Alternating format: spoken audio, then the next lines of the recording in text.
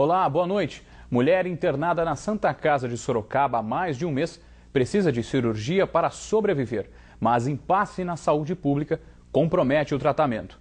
Vamos agora aos outros destaques do Noticidade. O Ministério da Saúde divulga que o estado de São Paulo concentra 70% de todos os casos de febre maculosa no país. A doença atingiu uma família de Porto Feliz. Em Itapetininga, o Sincopetro reclama dos preços abaixo da média praticados por postos de combustíveis. Aventura em família. Pai e filho de Sorocaba vão sair do Rio de Janeiro, na praia de Copacabana, com destino a Santos, litoral sul de São Paulo, a bordo de um caiaque. Terça-feira, 13 de novembro, o Noticidade começa agora. Duas agências bancárias foram alvos de criminosos na madrugada de hoje em Jundiaí. No bairro Ponte São João, ladrões colocaram explosivos nos caixas, mas não conseguiram levar o dinheiro. O GAT chegou a ser acionado para retirar as dinamites do local. Já no bairro Caxambu, 4 caixas automáticos foram explodidos e os suspeitos conseguiram levar o dinheiro e ninguém foi preso. Uma mulher está internada na UTI da Santa Casa de Sorocaba e precisa de uma cirurgia para sobreviver, mas um impasse médico impede a realização da cirurgia. Enquanto isso, a paciente corre risco de perder a vida. Há 32 dias, a mãe de Elaine está internada na Santa Casa de Sorocaba. Segundo a família, ela aguarda por uma cirurgia. O aneurisma se rompeu antes de ontem e se romper novamente mais algum vaso, uma veia, ela pode ir a óbito. Segundo os médicos que cuidam da paciente, a situação é delicada. O aneurisma ficou no local que não dá para ser feita a técnica antiga, que eu diria, de clipagem. Porque parte do aneurisma está num local que é inacessível. Então a indicação é endovascular. O médico explica que a Santa Casa não tem autorização do SUS para realizar a cirurgia. Existe um serviço de endovascular. Já existe esse serviço. Só não tem a aprovação do SUS para ser feito aqui. Santa Casa de São Paulo nós não conseguimos, depois nós fomos orientados a entrar em contato com o Dante Pazanese. O Dante Pazanese não faz essa cirurgia e nós estamos aguardando que a DRS, que é o órgão que pode nos ajudar a transferir essa paciente. Sem uma resposta definitiva, os filhos de Maria e Dineide resolveram fazer um empréstimo e estão tentando vender a casa dos pais com o objetivo de obter mais recursos para que a mãe possa fazer uma cirurgia particular. Tem que vender a casa para salvar a vida da minha mãe. A Secretaria da Saúde de Sorocaba esclarece que a paciente em questão está internada na Santa Casa de Misericórdia. Portanto, é do hospital a responsabilidade pela paciente. Inclusive, é também de responsabilidade do hospital a busca por vagas por exames e cirurgias via Central de Regulação e Ofertas de Serviços de Saúde do Estado de São Paulo. Por meio de nota ainda, informou que deve buscar ajuda para solucionar o caso da paciente. A resposta da Prefeitura de Sorocaba chegou à nossa redação às 6h20 da noite. Em seguida, entramos em contato com a Santa Casa, mas não havia ninguém para responder. Nossa equipe também entrou em contato com a assessoria de imprensa da Secretaria Estadual da Saúde, que nos informou não ter tempo hábil para checar o caso específico e nem se as informações da Prefeitura estão corretas. O Noticidade vai acompanhar o caso. O menor de 16 anos foi detido quando tentava esconder drogas no muro de uma igreja na Vila Zacarias, em Sorocaba. Segundo a Guarda Municipal, ele retirava crack do local e tinha mais de 40 pedras do entorpecente. O adolescente foi encaminhado à delegacia e liberado sob a responsabilidade dos pais. O Corpo de Bombeiros interditou a creche Maria Emília, no Jardim Vilaça, em São Roque, após um deslizamento de terra. O incidente coloca em risco a estrutura da unidade, que fica em cima de um barranco. No local, ainda há a construção de um muro justamente para resolver um possível desmoronamento. Na hora do acidente, ninguém estava trabalhando. De acordo com a Prefeitura, as crianças foram transferidas para as outras unidades. A previsão é de que voltem no próximo dia 22 para a creche no Jardim Vilaça. E um homem de aproximadamente 40 anos morreu atropelado no quilômetro 72 da rodovia Castelo Branco, em Itu. Segundo a polícia, a vítima tentou atravessar a pista quando foi atingida por um carro. O motorista chegou a prestar socorro e alegou que não conseguiu frear. A vítima morreu no local.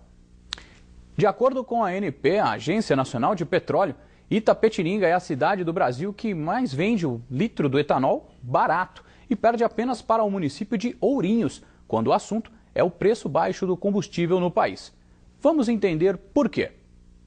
Movimento em alguns postos de combustível e outros vazios. Mas não é por causa de promoções. O litro de etanol custa até 35 centavos a menos que o preço praticado em outras cidades ou até em postos do mesmo município. De acordo com a Agência Nacional do Petróleo, Gás Natural e Biocombustível, o preço do etanol em Itapetininga é o segundo mais baixo do Brasil, o que influencia no preço da gasolina. O que parece uma vantagem ao consumidor é visto com maus olhos pelo Sincopetro. O presidente do Sindicato do Comércio Varejista de Derivados de Petróleo da cidade afirma que o motivo dos preços baixos é uma concorrência desleal, que já dura 3 meses na cidade. Para ele, essa prática pode abastecer o setor de consequências negativas. É um problema, ele vai arriscar, de repente ele pode perder no serviço, pode perder na qualidade, ele pode contribuir para um futuro desemprego, pode contribuir para um futuro posto fechar e deixar de gerar emprego, imposto, um monte de coisa que a gente recolhe. No posto de Leonel, o litro do etanol é vendido por R$ 1,79 e o da gasolina por R$ 2,69. O preço médio pago pelos postos a distribuidoras é de R$ 1,50 para o álcool e R$ 2,25 para a gasolina. Entre os que abastecem e pagam menos estão consumidores que chegam a desconfiar e aqueles que não veem problemas. Realmente dá um pouco de receio, sim. Eu encho o tanque com etanol, roda 640 km, 630, então eu acho que o problema não é o álcool não, depende da pessoa. O valor não é o valor, depende do lugar. Já naqueles estabelecimentos que cobram um pouco mais, o cliente está desconfiado. Tenho medo de ser uma gasolina adulterada. Não digo o que é, eu tenho medo, então. Aqui já faz 20 anos que eu abasteço, né? E nunca tive problema com meus carros. Normalmente quem vende mais barato nesse ramo, alguma coisa deve estar errada. Então eu coloco geralmente onde eu tenho mais confiança. O Sebrae de Sorocaba realiza palestras sobre investimentos que microempresários podem fazer para lucrar com a Copa de 2014. E quem tem os detalhes ao vivo é o repórter Nolan Robertos. Boa noite, Nolan. Boa noite, Fernando Matos. Boa noite a todos que acompanham aí o Noticidade. Pois é, o Sebrae reuniu na Associação Comercial de Sorocaba, estão reunidos lá cerca de 50 empresários da cidade. O objetivo é falar sobre possíveis oportunidades para a Copa do Mundo de 2014 e sobre o assunto eu converso agora com o Carlos Alberto de Freitas, que é gerente regional de Sorocaba do Sebrae São Paulo. O que a região pode ganhar com a realização da Copa do Mundo de 2014? Então, a gente tem 40 dias de um grande fluxo de turistas aqui dentro da cidade, né, e de todo do nosso estado, do nosso país. Então, existem muitas oportunidades que estão à vista aí que o micro e o pequeno empresário pode participar. Existe algum segmento específico que pode ganhar mais com isso, que seja bom o empresário investir? Pois é, são mais de 900 oportunidades de negócio que estão abertas, né? Restaurantes, bares, lanchonetes, serviços de alimentação, tudo está totalmente disponível para que o empreendedor possa ganhar mais durante essa Copa do Mundo. Agora, a Copa do Mundo já é daqui a 1 ano e meio. De que forma que esse empresário deve se preparar para isso? Ele tem que se preparar muito bem, né? Porque as oportunidades da Copa, elas são perenes, dura somente 40 dias. Então não adianta fazer grandes investimentos somente pela Copa do Mundo. Mas é importante se preparar muito bem, né? Identificar uma boa oportunidade de negócio para que se ganhe dinheiro e que não se traga nenhum tipo de prejuízo também ao longo, depois dos investimentos feitos. Agora, o empresário que não pôde estar presente aqui na palestra que haverá hoje, o Sebrae também pode ajudar esse empresário. De que forma? Então, ele pode receber todas essas informações pelo escritório regional do Sebrae de Sorocaba, né, que fica na General Carneiro 919, ou pelo nosso site www.sebraesp.com.br. Muito obrigado pelas informações. Lembrando então, Fernando, o site do Sebrae, www.sebraesp.com.br. Fernando. Obrigado, Nolan. Bom trabalho. Tá aí todo mundo de olho nas oportunidades geradas pela Copa do Mundo de 2014. De acordo com o Ministério da Saúde, o estado de São Paulo concentra 70% de todos os casos de febre maculosa no país. A doença atingiu uma família de Porto Feliz. Mato Alto, margem de rios e lagoas. Estes são os ambientes preferidos do carrapato estrela, transmissor da febre maculosa. O carrapato pode adquirir a bactéria que causa a doença ao picar animais hospedeiros ou já nascer contaminado. A transmissão ao ser humano acontece pela saliva do aracnídeo durante a picada. Essa doença leva à morte se não for tratada precocemente com determinados antibióticos, porque ela vai dar complicações tanto no pulmão, no sistema digestivo, no sistema neurológico, levando a hemorragias graves e ao óbito do paciente. E a febre maculosa preocupa órgãos de saúde no Sudeste. Entre 2007 e 2011, 7 em cada 10 casos da doença no Brasil foram registrados no estado de São Paulo. E este ano, a febre já fez vítimas. Em junho, a febre maculosa atingiu uma família de Porto Feliz, no interior de São Paulo. Eles foram atendidos na Santa Casa da cidade. A mãe e o filho de 5 anos morreram. O pai chegou a ser internado, mas recebeu alta.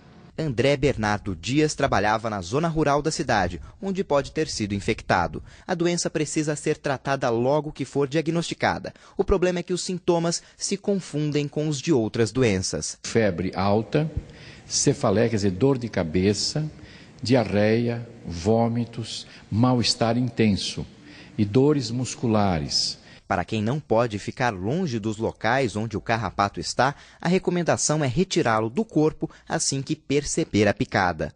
Entre os animais que podem funcionar como hospedeiros do carrapato estrela estão os bois, cavalos e principalmente as capivaras. Foi por causa da grande população delas e o risco de proliferação da doença que este parque natural em Sorocaba precisou ser fechado em 2006. Ela funciona como hospedeiro onde o carrapato busca a alimentação. A partir do momento que o homem entra nesse ambiente, ele se torna disponível. E a partir daí a gente tem a transmissão da febre maculosa para o hospedeiro humano. O IBAMA impede o extermínio das capivaras. Uma saída para evitar o contato com o ser humano é o controle populacional. A partir de redução da oferta de alimento para tentar diminuir um pouquinho a capacidade reprodutiva, para tentar controlar um pouquinho. E a quarta-feira amanhece nublada, mas o sol volta a aparecer e não há previsão de chuva. Confira como ficam as temperaturas em algumas cidades da região. Em Sorocaba, mínima de 14, máxima de 22 graus. Pilar do Sul registra a mínima de 13, máxima de 21 graus. Mesma mínima para Itapetininga. Em Jundiaí, a máxima chega aos 25 graus. Já em Alumínio, os termômetros marcam mínima de 12 e máxima de 20 graus. Pai e filho de Sorocaba decidiram fazer uma aventura digna de filme. Os dois vão sair do Rio de Janeiro, na praia de Copacabana, com destino a Santos. E tudo isso a bordo apenas de um caiaque. O pai, 42 anos, gerente de projetos, ex-militar e apaixonado por aventura. O filho, estudante, 18 anos, herdou a mesma paixão. Ambos treinam duro, todo fim de semana com um objetivo: se preparar para um desafio, remar 480 quilômetros a bordo de um caiaque de 7 metros de comprimento, entre o Rio de Janeiro e a cidade de Santos. Precisa ter um preparo não só físico, mas emocional, logístico, né? Tem que ter todo um aparato legal, um equipamento muito assim de apoio para você poder ter sucesso e diminuir o risco de uma viagem grande dessa. O desejo de unir a família é o que move Sandro para o esporte. O caiaque ele é um negócio que o esporte que depende de força física para você praticar, então você tem que dar um pouco mais de você, né? Enfim, metas, objetivos, isso deu mais sentido na minha vida e eu consegui trazer a atenção da minha família para esse esporte, onde a gente conseguiu catalisar um ambiente familiar. Não é a primeira viagem de caiaque da dupla, mas sem dúvida será a mais longa. Apesar da diferença de idade, João Gabriel garante que nesta equipe não há um líder. As decisões são tomadas em conjunto. É uma dupla, né? Acho que não tem a intenção de ter um líder. Lógico que meu pai tem mais experiência que eu tenho. Então a gente acaba tendo uma decisão, tem que tomar uma decisão de onde vai descer, se vai parar. E a gente chega a uma decisão e segue esse caminho. Isso é apenas uma simulação do que pode acontecer no mar. Uma queda, por exemplo. O primeiro que volta à embarcação é o pai, por ser mais pesado. Ele utiliza o próprio remo como apoio. Depois, com o caiaque já mais estabilizado, é a vez de João. Essa bomba é utilizada para retirar a água que entrou na hora da queda. Equipamentos eletrônicos, rádios e GPS também fazem parte do desafio. A dupla vai fazer toda a travessia sozinha. E para quem pensa que eles sempre vão dormir em pousadas... No caiaque a gente leva barraca, a rede, tem umas redes que a gente leva para acampamento que são pequenas. E tenda também, a gente leva fogareiro, comida, a gente leva comida desidratada, né, que é liofilizada. E com todas essas dificuldades, a responsabilidade do paizão aumenta ainda mais. Com meu filho a responsabilidade dobra, né, triplica, né? Então por isso que eu pego muito na questão do planejamento, né? Mas o segredo é esse, é a gente trocar informação e estar preparado para situações que podem ocorrer.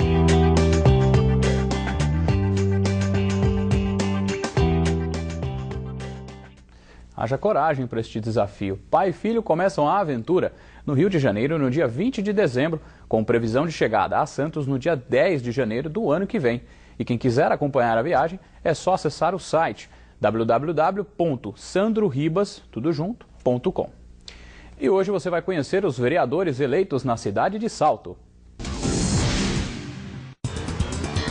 Os eleitos são Natalino, do PRB, Preto, do PPS, Willis, do PT, Lafayette, do DEM, Garotinho, do PT, João Ramalho, do PMDB, Cordeiro, do PT, Edemilson, do Jornal Estância, do PP, Kiel, do PTB, Eliano Apolinário, do PTB, Guina, do PRB, Lampião, do PSDB, Luzia Vidal, do PT, Doutora Rosana, do PP, Zezinho Cabeleireiro, do PR, Lobinho, do PT e João Bispo, do PSD.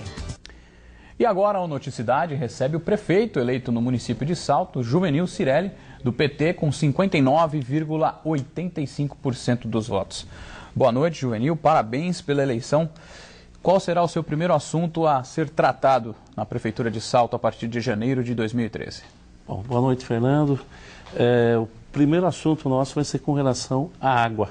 Nós temos um sério problema com água, bastante falta d'água na nossa cidade, e em seguida vem a questão da saúde, que nós precisamos melhorar e muito a nossa rede básica de atendimento à saúde. Nós precisamos desafogar o nosso pronto-socorro, que atualmente faz um grande atendimento, mais de 400 pessoas por dia. Isso quer dizer que a nossa rede básica, as nossas clínicas de saúde não estão funcionando muito bem. Ou seja, o senhor falou na questão da água, né? Essa questão da água, ela tem atingido muitas cidades, assim como também a saúde. Essa questão da água é ligada também à parte de esgoto. Como é que está essa parte de saneamento básico de Salto? O senhor tem algum problema ainda para resolver? Existia um bairro, acho que o nome do bairro é Guaraú, se não me engano, que tem uma interferência com Itu, uma certa diferença aí. Isso daí já está resolvido? Sim, o bairro do Salto São José, a região do Guaraú, como você disse, recebe uma carga muito grande através do córrego do Guaraú de despejo de esgoto que vem da cidade de Itu. Talvez não consegue tratar ainda a contento. Então, mas isso é com relação ao cheiro, prejudica muito o bairro. Mas nós, com relação ao saneamento na nossa cidade, nós estamos praticamente atingindo 100% do tratamento do nosso esgoto. Então, essa é uma matéria praticamente vencida por nós com relação ao esgoto. Falta muito pouco para a gente atingir os 100%.